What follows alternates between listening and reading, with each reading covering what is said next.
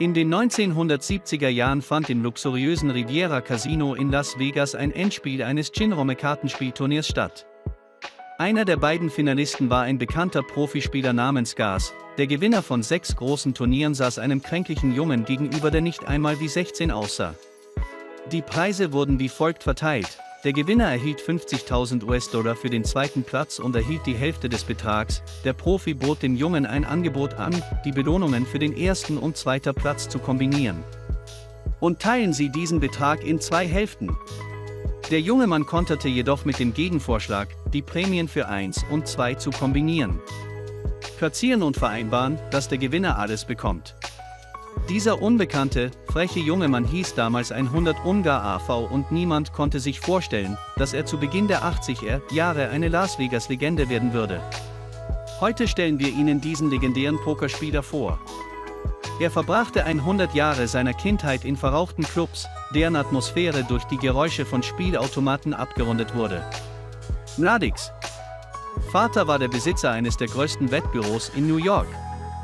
Jeden Tag kamen Scharen von Kunden in seine Bar, um Bier zu trinken und sich ein Sportspiel anzusehen, und wenn er die Gelegenheit hatte, auf das Ergebnis zu wetten, konnte der Tisch tun, was er wollte. Er war fasziniert von der Atmosphäre der Spieler, er beobachtete die Begeisterung, mit der die Spieler am Tisch um Geldpakete spielten, und träumte davon, dass er bald ein Teil dieser Welt werden würde. Sobald der Junge die 6. Klasse besuchte, begann er, seinem Vater zu helfen und Listen mit Gewinnern und Verlierern zusammenzustellen. Die Mutter, die häufig im Club war, spielte Karten und verlor ständig. Ich saß direkt hinter ihr und beobachtete sie spielte schrecklich. Ich habe zugesehen, wie er jedes Spiel verlor. Ich sah die zufriedenen Gesichter meiner Gegner. Sie dachten, sie seien wer weiß was Kämpferinnen, obwohl sie nur ein bisschen besser spielten als sie. Ich wollte an ihrer Stelle sitzen und dafür sorgen, dass der spöttische Ausdruck seines Verlangens aus ihren Gesichtern verschwand. Der Beruf eines Fleischbällchens brachte seinen Vater in den Wahnsinn, aber 100 konnte sich keine andere Zukunft vorstellen. Für ihn bedeutete die Arbeit im Büro eine Menge Misserfolge, und das Glücksspiel sowie die Freude am Gewinnen fesselten ihn mehr als alles andere. Nach dem Tod seines Vaters begann der 14-jährige 100-jährige Ungar, seine gesamte Freizeit damit zu verbringen, New Yorker Spielhallen zu besuchen. Ich bemerkte einen Besucher mit ergrauendem Bart, der im Club aufwachte. Lass uns am gestalteten Tisch spielen. Was, fragte der Mann, der kein Interesse an einem Schuss Gin hatte. $20 Kaution. Das war alles, was mein Begleiter zustimmte, und das Paar ging mit einem Satz Spielkarten in die Ecke der Bar. 100 Ungar hatte keine Ahnung, dass sein Gegner Albert Bell war. Einer von New Yorks besten Gin-Rummy-Spielern.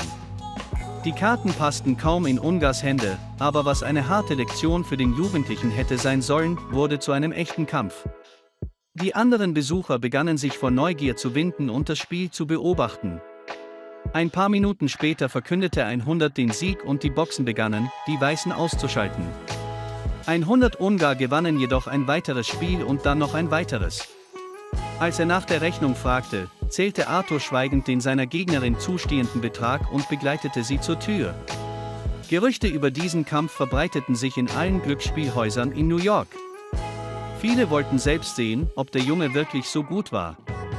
Im 15. Lebensjahr trat der Junge regelmäßig gegen alle Stammgäste in Fitnessstudios und Clubs an und erhielt dauerhaft den Spitznamen Jenoch, dünn, eingebildet, ungepflegt.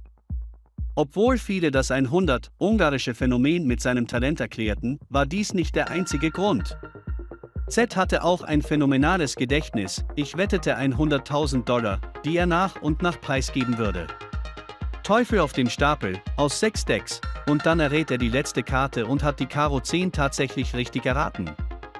Für ihn war es kein Problem.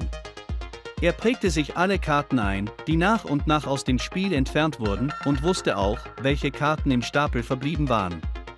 Ihm entging nichts, er bemerkte jede Kleinigkeit im AV-Spiel des Verhaltens der Gegner.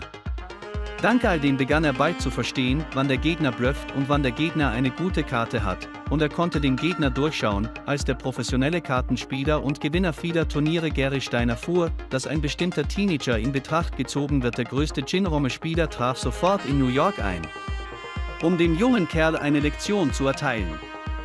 Der amerikanische Meister, der nach diesem Fiasko durch einen Erdrutsch verlor, setzte sich Gary Stein nie wieder zu einer Partie Gin Romme hin, als es in ganz New York niemanden gab, der bereit war, gegen den Youngster zu spielen, und machte sich auf den Weg zum einzigen Ort, an dem er spielen konnte. Er könnte immer noch auf ebenbürtige Gegner wie Las Vegas treffen. Dort verstand er, dass er sein Paradies auf Erden gefunden hatte. Das Klirren der Spielautomaten, das Zwitschern, die Roulette-Eder und die Stimmen begeisterter Besucher fesselten ihn völlig.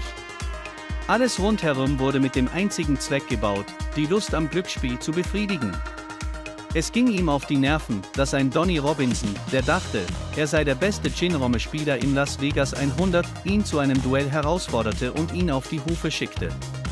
Nach dem Sieg über Robinson gelang es Ungar, ein Hundertstel 000 US-Dollar zu verdienen, aber danach konnten sie nur noch von weiteren Einnahmen bei Gin Romme träumen. Sie erlaubten Ungar nicht einmal die Teilnahme an Turnieren, denn wenn er teilnahm, würden andere Spieler automatisch aussteigen. Der Wettbewerb. Niemand kümmerte sich um ein Spiel, bei dem der Gewinner im Voraus bekannt war.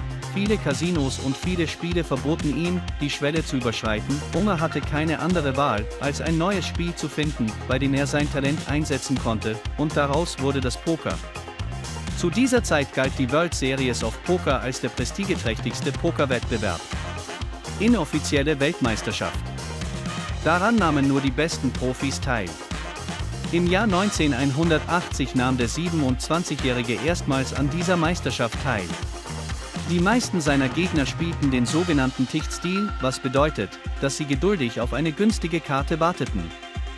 Kunders aggressiver Stil war das genaue Gegenteil. Der Tisch nutzte die Angst vor den Gegnern, erhöhte ständig den Einsatz und zwang sie in schwierige Situationen. Sobald er den geringsten Hinweis auf ihre Schwäche spürte, begann er, Druck auf sie auszuüben, indem er sie heftig bluffte. Die meisten Gegner wussten nicht, wie sie mit einem solchen Ansturm umgehen sollten. Als die letzten 5 Spieler aus den 70. 3 Anmeldungen im Spiel blieben, waren sie den Zuschauern alle gut bekannt. Der größte Star unter ihnen war Doyle Brunson, ein regelmäßiger Teilnehmer des größten und am großzügigsten finanzierten Pokerturniers in Las Vegas. Wer die 100 Ungarn nicht kannte, nicht verstand, wie sie in der Gesellschaft waren, konnte das Turnier zweimal gewinnen. Diese Pokergiganten fanden diesen jungen Mann mit einem vernachlässigten Äußeren, als 3 andere Spieler ausschieden. Das einzige Hindernis zwischen Doyle und dem dritten Titel war der Tisch. Nur wenige der Anwesenden glaubten an seinen Sieg, aber an diesem Tag blieben die Pokergüter bestehen zugunsten. Der ungarische Rookie wurde zum jüngsten Champion in der Geschichte des Turniers, als Reporter auf ihn zukamen und ihn fragten, wie er mit seinem Preisgeld von 385.000 US-Dollar umgehen würde. Der Junge antwortete ohne den geringsten Zweifel: Natürlich werde ich sie für das Spiel ausgeben. Falls damals noch jemand daran zweifelte, dass mit den ungarischen 100 im darauffolgenden Jahr zu rechnen sei, der Ungar zerstreute alle Zweifel und gewann das für ihn wichtigste Turnier der World Series of Poker zum 2. Mal in Folge. Der Sieg bei 2 großen Turnieren gab dem Ungar genug Geld, um Stammspieler bei den teuersten Turnieren in Las Vegas zu werden. Gelingt ihm jedoch in Bescheidenheit alles, so sieht die Situation bei anderen Glücksspielen völlig anders aus. Fast das gesamte Geld wird beim Poker verdient. Zucker, der hier für Pferderennen und Golf ausgegeben wurde, war bereit, auf alles zu wetten. An seinem ersten Tag auf dem Golfplatz verlor er $80.000. Er wettete, dass er den Ball ins Loch schlagen würde. Obwohl er 100 ungarische für Sahne verdiente, was eine Menge Geld war, stand er immer noch am Rande des Bankrotts. Sport- und Pferderennenwetten verschlangen den Großteil seiner Prämien. Über seine Großzügigkeit kursierten Legenden, er lud seine Freunde oft in Restaurants ein. Er bestellte den teuersten Champagner, bezahlte viele tausend Rechnungen und verteilte $100 Trinkgeld an Parkwächter und Kellner. Nach einiger Zeit bemerkten regelmäßige Besucher der Casinos Veränderungen in Stus' Verhalten. Er hörte auf sich selbst aufzupassen, wurde gereizt und schien abgelenkt zu sein. Freunde wussten es gut. Dass sie hier begonnen haben, den verbotenen Substanzen weitgehend Tribut zu zollen, die begonnen haben, sie langsam von innen heraus zu fressen. Die tödliche Sucht beeinträchtigte nicht nur das Spiel, sondern auch die Beziehungen zu seinen Nächsten. Er trennte sich von der Frau, die er liebte, und verlor am Vorabend des 19. Jahrhunderts den Kontakt zu seiner einzigen Tochter. Aus den Turnieren der World Series, nachdem er Poker gespielt hatte, hatte er nicht das Geld, um die Teilnahmegebühr zu bezahlen, und mit großer Mühe bekam er schließlich das Geld zusammen und nahm am Turnier teil. Nach Ende des ersten Spieltags gab er das Set in sein Hotelzimmer zurück und erschien am zweiten Spieltag nicht zum Spiel. Sie haben hier nachts eine Überdosis genommen, und als das verängstigte Hotelpersonal ihn fand, war er völlig bewusstlos. Chancen auf einen Gewinn von $1 Million in ersten. Der Ort war weg. Der Gewinner des World Series of Poker Turniers war der Iraner Mansour Naghlouchi. Der Tisch konnte die Tatsache nicht akzeptieren, dass jemand anderes die Trophäe gewonnen hatte, und forderte daher den neuen Champion heraus. Er schlug vor, ein 1 gegen 1 Spiel ohne Einsatzlimits zu spielen, bei dem jeder $50.000 setzt und der Gewinner alles bekommt. Trotz Omars Ruf stimmte Mansour zu. Eine halbe Stunde lang wurde mit abwechselnden Erfolgen gekämpft, doch dann kam es zu einem Kartenspiel, das in die Pokergeschichte einging, nachdem 100, der wertlose Karten in der Hand hatte, das Gebot verfehlte und sein Gegner seine Schwäche spürte. Er bewegte die Chips nach vorne, was bedeutete, dass er alle Einsätze machte, schaute sich die aufgedeckten Karten an, schaute dann seinen Gegner an und sagte, Sie haben 4 und 5 oder 5 und 6. Und ich antworte, als der Ungar die Karten umdrehte, war ich erstaunt, die Zuschauer sahen seine ältere Zehnerkarte, und das reichte. In den folgenden Jahren versuchte 100 Ungar mehrmals, zumindest seiner Tochter zuliebe, wieder auf die Spur zu kommen. Zeitweise gelang es ihm, seine Sucht unter Kontrolle zu halten. Allerdings verlor er in diesem Kampf meistens. Als der Tisch 1919, einen Tag vor Beginn der nächsten Pokermeisterschaft, im Casino auftauchte, konnte er kaum laufen. Dennoch dominierte er das Spiel, als wäre er zu seiner alten Form zurückgekehrt. Vielleicht wurde ihm klar, dass dies seine letzte Chance war, wieder Meister zu werden. Für den Turniersieg kassierte er $1 Million. Er erhielt einen neuen Spitznamen, den zurückkehrenden Yinok Ao. Nur ein Jahr später wurde er tot in einem der Budget-Hotels in Las Vegas aufgefunden. Er hatte nur ein paar zerknitterte Scheine von seinem Millionengewinn in der Tasche und das war's, Freunde.